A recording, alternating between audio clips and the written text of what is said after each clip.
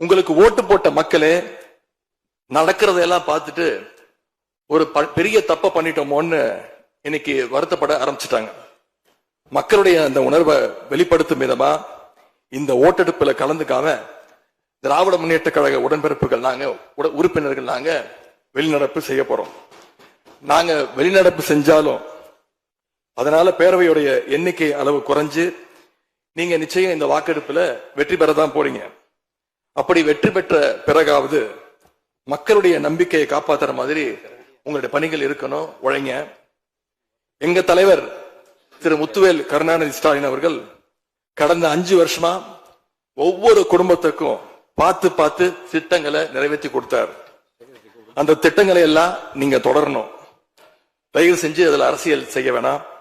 ஏன்னா இந்த மாசம் 15ஆம் தேதி கலைஞர் மகளிர் உரிமை தொகை 1,31,00,000 தாய்மார்கள் காத்துக்கிட்டு இருக்கிறாங்க. இந்த 1000 ரூபாய் வருமா அப்படின்னு காத்துக்கிட்டு இருக்கிறாங்க.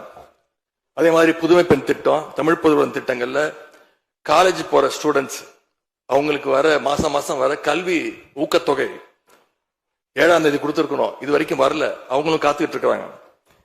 இப்ப ஸ்கூல் இல்லைனாலும் ஜூன் 2ஆம் தேதி ஸ்கூல்ல ரீஓபன் பண்ண போறாங்க.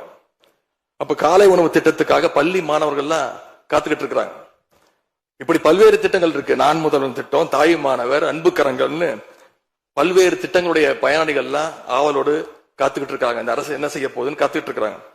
அதனால நான் உங்ககிட்ட கேட்டுக்கொள்றது, மாண்புமிகு முதலமைச்சர் அவர்கள் பதவியேற்றதும் தன்னுடைய முதல் உரையில அவகாசம் வேணும்னு கேட்டீங்க. நிச்சயம் அவகாசம் எடுத்துக்கோங்க. ஆனா காத்துக்கிட்டு இருக்க அத்தனை பேரையும் ரொம்ப காலம் காக்க வச்சிடாதீங்க.